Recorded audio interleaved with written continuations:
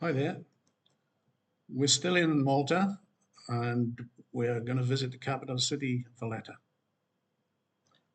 We didn't know which way to turn. We looked in one direction, and Valletta is a city of great Palladian buildings with pillars that soar to the sky, the Parliament of Malta and the National Gallery. Next, you see more pillars reaching for the heavens with no building. These are the remnants of the Opera House of Valletta, bombed during the war. Turn again, and there are tiny narrow lanes on impossibly steep slopes that run from the crest of the town to the seashore. On one side of the city, the slopes take you to the beaches where St. Paul landed 2,000 years ago. He was taken to Rome as a prisoner when the vessel ran aground on the rugged coast. The other side of the city slopes down to the harbour, and what a harbour.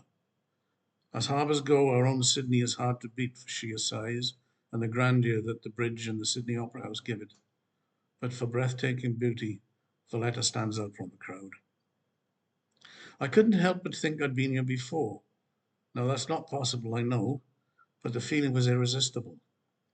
A little research proved me right. The movies, The Golden Voyage of Sinbad, The Count of Monte Cristo, Gladiator, Munich, The Spy Who Loved Me, Kon-Tiki, Asterisk and Obelix, and The Bedford Incident were all filmed here in Valletta.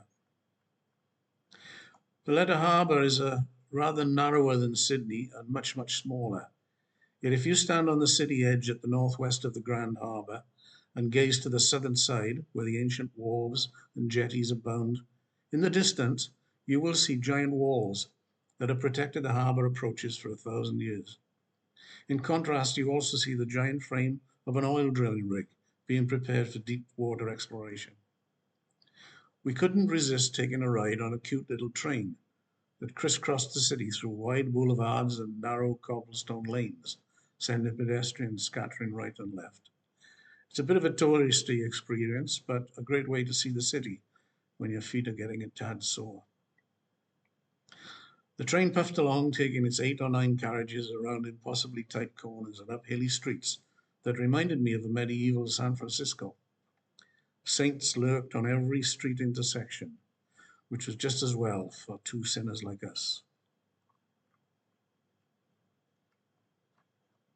We thoroughly enjoyed our tour of this fascinating ancient city and its friendly peoples, so we made our way back to the bus station and fortuitously leapt on the departing bus to take us back to our hotel on the north side of the island. We were hot and sweaty after a day filled with culture, history, and Mediterranean cuisine, bus and train rides. It seemed that some sustenance was in order. We were granted and greeted by a little bistro, but with 2 large glasses of the local cold beer, Chisk lager. This was followed by the popular local tucker, rabbit stew. Next to making an akubra hat, I can't think of a better way to use the cuddly, fluffy creatures. See you next time.